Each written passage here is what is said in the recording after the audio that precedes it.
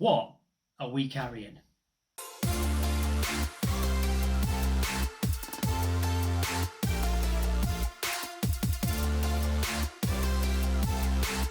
What's happening, guys? Dan Debenham here. It's March 2023. What are we carrying around in our camera bag? What are we lugging it around in? Exactly what is going off inside here? So let's find out. What are we carrying it in? Well, we're carrying it in the Whistler BP 450 AW2. And I'm pretty certain that if Lowepro, who make this bag, thought really hard, they could have probably made that name just that little bit longer, because that is a real mouthful. But in terms of actual bag itself, gotta say, this is probably one of the best bags I've owned. And I've owned a couple of different bags, but this is probably one of the best. I use this guy daily for everything, basically. This guy is on corporate shoots, it's on YouTube stuff, it's tossed in the back of a car, it's on vacations, comes absolutely everywhere. And I have to say, it's really tough. It's really held up to the punishment that I've given it. Carrying all this gear, plus being chucked about in farmers' fields, in office blocks, in meeting rooms, out in the middle of nowhere, doing drone shoots, whatever it's been asked to do, it's done commendably, and it's definitely worth the money, even if the name's a bit of a mouth. So, what are we actually carrying inside? Well, to get inside, we have to turn these straps inside out, and then we have to fold these guys in on themselves so that they don't catch the zipper as they go around. First things first, the outer pocket. So we've got an outer pocket on this, and we've got some webbing on the front, which it replicates that sort of molly webbing that you get on military packs for you to be able to strap stuff to. But with this on the outer pocket here, if you unzip it, we've got the Lowepro Whistler rain cover. And the reason for that, the reason I carry that is because it's pretty hard wearing, and it's shower-proof anyway, I think, even without the rain cover. But the only reason I carry that is because I'm often in the middle of nowhere. Some of the gear does need to be protected. Some of it is waterproof, obviously. Some of it doesn't matter if it gets wet. But some of it it needs to be protected because it's sort of delicate stuff. So let's get inside and let's see where we're at. So I'm going to start from the top. I'm going to miss out the top for the minute. We're just going to start in the bag itself, and we'll see what we've got. So what am I actually carrying? So first things first, let's have a look and see what we've got in this side pocket. So in the side pocket, I've got two filters. I've got the Peter McKinnon variable ND, it's a 6-9, which I carry because I find the 6-9 gives me enough. The 2-5 is a little bit too light in terms of like filming stuff. I find I use the 6-9 more, so I tend to carry that more. I've got both, but I still carry this one more than anything. And I've got a quartz line Polar Pro, again a Polar Pro, so that's Polar Pro. A Polar Pro quartz line circular polarizer, both of those two 82mm filters. So from there on in, what we've got is a few cables, a couple of cables that we need. This is a micro HDMI extender, and that's a USB to micro USB cable as well. So we'll just toss those down there. And we've got a double cold shoe mount. So this takes from your hot shoe into a cold shoe, and it makes it into two. And that just allows me to attach a couple of different things. So for instance, the reason I would use this would be if I am capturing audio off a microphone and I've got it splitted out into a lav mic as well from somewhere else. So I'm capturing high quality scratch, and I'm capturing lav mic audio at the same time. Or I'm wanting to bang a light on there and a microphone on top of the camera. I can do that via that with an arm and all that kind of stuff. So that just allows me a base plate to be able to stick stuff straight to the camera. And that's if you're not using a cage and all that kind of stuff. So we've got that, so I'll put that down there as well, out of the way. And then over this side, we've got the small rig V-Lock battery, and that is basically to power the system as well. This can also be used as a battery backup, so you can use it as a battery block and charge other stuff with it at the same time. So that's what we've got both sides on either shoulder of this bag, so sort of this side here. Down the center, we've got the Ninja V Plus. This is the Ninja V Plus, so that'll record in 8K. It's got a 1 terabit hard drive attached to it, and depending on what we'll do, we'll take more than one hard drive if we need to. So we'll put that there as well. Okay, onto the big stuff. We've got the Canon R5C, which is what I'm rocking at the moment. So this is an 8K full frame cinema camera. So that also takes stills as well. So that camera essentially is what we're rocking here. Okay, so next thing, multitude of cables. These are cables for the Ninja V. These are Condor Blue cables, so there's HDMI, USB-C to USB-C, etc, etc. And then in the same pocket we've got loads and loads and loads of batteries, because this guy is very hungry.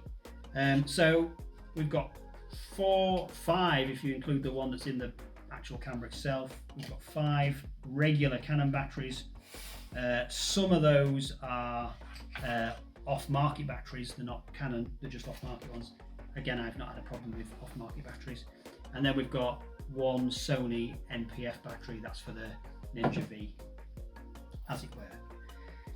In the little side pocket on this side here, I've got bongo ties, because I would never leave home without bongo ties. These are absolutely amazing. They do so many different things. You can strap things to things, you can tie things up with things. They just come in massively useful for all sorts of things, putting things around other things and all that kind of stuff, getting things together and all that kind of thing. They're really, really good for that sort of stuff. Then onto the next big thing, we've got the Canon RF 70-200 2.8. That is my go-to long lens. I find I don't need to go much beyond 200 anyway, but it's great for portraits because it covers 85mm, covers 50mm, all that kind of good stuff. So you've got like a really good range for portrait, but it's also incredibly good for slow motion. I really like shooting slow motion on this. It's just got that look to it, I think, that just exudes the sort of quality that I'm trying to achieve. Across to this side again, we've got another cable, which is basically a mic cable, and then I've got the Video Mic Pro Plus, which is basically the go-to shotgun mic for me. So I use that essentially as an on-camera mic. I could also take an extension with me, stick it on a boom pole if I need to use it as a shotgun further down range, as it were. Next up on this side, we're going to go with another big thing. This is the 24-70 RF 2.8. This again is amazing for portraits, amazing for landscape shots. It's sort of the classic photography lens. 24-70 covers that lovely range. Get a nice sort of wide shot, but you're also getting a decent crop in as well at 70. But you're also covering that 50 and 35. And again, for filming, if I know I'm doing some sort of landscape stuff and I'm not going to be really wide, then I'll stick this guy on because I get that nice wide 24, I get the standard 35 with 50, and I can just really make that work for me. So that's a really good lens, really like that. And then again, next lens, that would be the 15-35 RF 2.8, and this is kind of like the YouTube lens that I use. Most of the filming I do for YouTube is done on this 15-35, and that is because, again, it's got a great range to it. I get that 35mm look, but I also can go out as far as 24 and 20, and I might go to 18 if I'm filming something else. But if I'm filming myself, generally I'll bang it out at 15 because I need to get my big head in the shot, and I've only got very short arms. So when I'm holding the camera out, I can't really get it that far away. But again, you get a great look from that. It looks absolutely amazing. Really, really, really nice piece of kit. So then on to middle. Well, let's go to this side. I've got the drone here, which is this is the Mavic Mini 1. So this is the first gen Mavic. The does 2.7K, 1080p 60, all that kind of stuff. And the reason I carry that and not something like the Air 2S or something bigger like a Mavic 3 or whatever is because, generally speaking, where I am and what I'm doing, I need to not be worrying about how close I am to people or buildings and that kind of stuff. Oftentimes, I'm doing a sort of an establishing shot of where this corporate film is being made. So that might be in a town centre or a city centre or something like that, or a village. And so I need to get it up and get a decent shot and not be worried about where I am and what I'm doing. And with this, you can sort of fly wherever you want. So you're essentially good to go with that. So that's one of the reasons why I sort of rock that. I'm considering upgrading it. I might go with the Mini 3 or the Mini 2, depending on what I want. Just essentially to go with 4K rather than get 2.7K. Although 2.7K on that actually upscales to 4K. No worries whatsoever. You can't really tell, especially not on YouTube and that kind of thing. And most films, most corporate stuff that I'm doing would go on YouTube. It's not going out to TV. If it's going out to TV, then we'll take something bigger, like the Mavic 3 or something like that. And that essentially gives us that ability to produce the film look that we're looking for. Because obviously we've got to match it with other stuff. So next thing up, another set of batteries. So as you can see, the theme here is that we're taking a lot of power with us. So this is 3 batteries for the Mavic Mini, but that can also be used as a power bank. So we can also charge stuff off that as well at the same time. Plus, obviously, the Mavic Mini controller to be able to do all that. And that sort of like covers the majority of the things that are in this bag. Next thing up would be this guy. This is the multi-tool. This is the Gerber diesel multi-tool. This is pretty cool actually. It's got a little saw on it, knife. It's got a sharpening blade, screwdrivers, all that kind of good stuff. But it's also got a pair of scissors on there if you so feel the need to cut through a penny, which they can do. Those scissors in this, and you've got the strong enough fingers to be able to do it. You're good to go with that. But that is useful if you've not got your spoon, your coin, whatever it is that you use to take your camera base plate off. This guy will allow you to do that as well. And it just means that you're not stuck in the middle of nowhere with nothing. And it also means you can fix stuff if you need to fix stuff or tighten stuff up properly. Next up is this guy. This is one of Lopro's Whistler compatible packs. And I've got a couple of these. I've got a couple of like the cubes. And a lot of photographers like to use cubes and stuff, but I don't like to be in and out of boxes. I'd rather just dig around in here and get it all out. It's all in compartments anyway, so kind of like, no, it's each to their own how they work. But I like this guy because this is like my sort of camera toolkit. So apart from the multi-tool, this guy has got all of the necessities that I might need to be able to do something out in the field. So I've got lens wipes, I've got something for the tripod, I've got an extra cable, I've got tools for the cage, and I've got a small rig cage.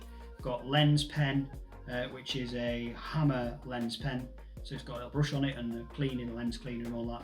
Marker pen in case we need to write anything or mark anything down. It's got a micro SD to SD adapter, a USB drive, and a UHS2 to USB adapter, so it's a high-speed adapter as well.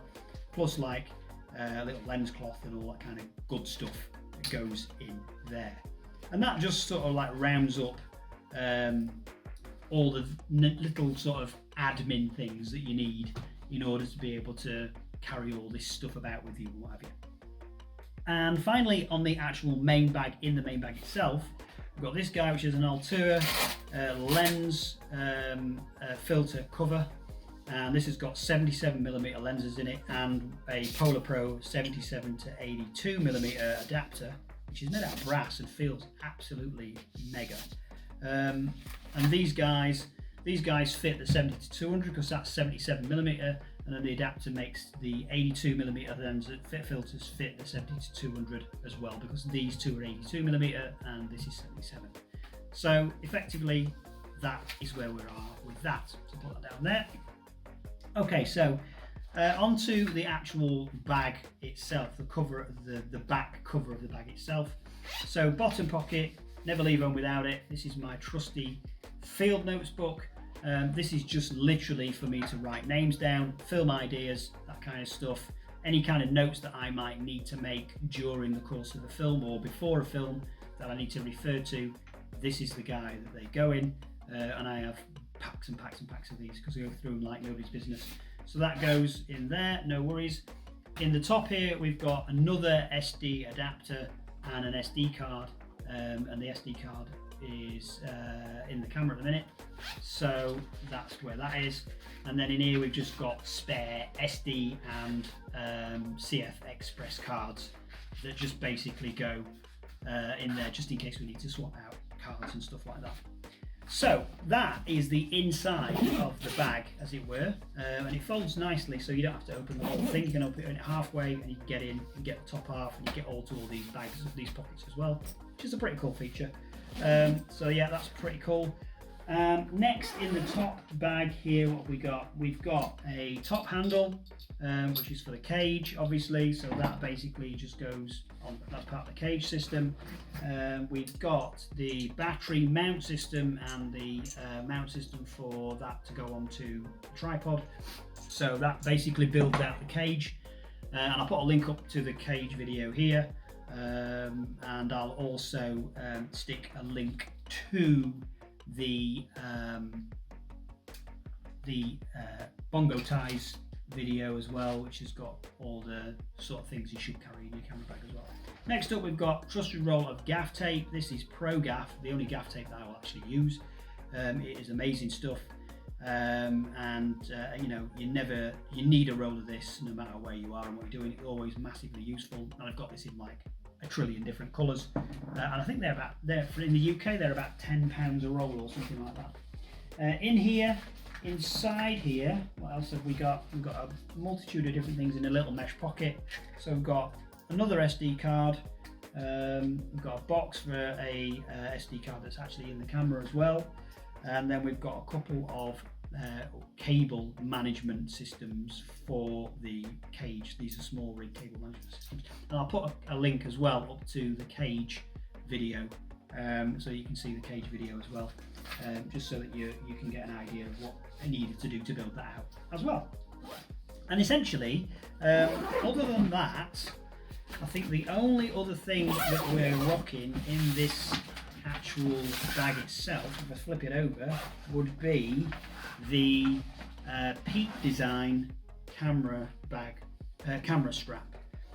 So yeah, so that's the Peak Design camera strap, and that's basically set so that when I'm taking photos or I'm out in the middle of nowhere and I want to do a bit of slow motion, but I've got no tripod or no support system, or I've got no gimbal or anything like that, I can use this camera strap around my neck, and that gives me a very large, so well, not very large, but a much larger point of contact, third point of contact between my hands and my neck. I can brace it, and then we can use my whole torso as the gimbal in order to get that sort of nice slow-mo with a bit of support to it. And that basically is it. There's nothing on the insides. This all extends out as the bag anyway. It's really cool how it does that. So you can put clothing in there because there's waterproof pockets and so on and so forth.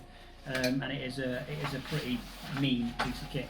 But that just gives you an idea of the sort of stuff that I'm carrying, and I carry every day. And I'll carry this throughout 2023, barring a few individual swap outs for different jobs and so on and so forth. Because obviously different things require different things, so I may well not take the handle one day, but I might take something else instead. It may well have a tripod on the side of it, a monopod on the side of it another day, maybe a gimbal strapped to the side of it another day, but essentially it's effectively what I'm carrying throughout the course of the year. So, hope that was useful to see what a filmmaker keeps in his camera bag in 2023, and I'll see you guys in the next one. Peace.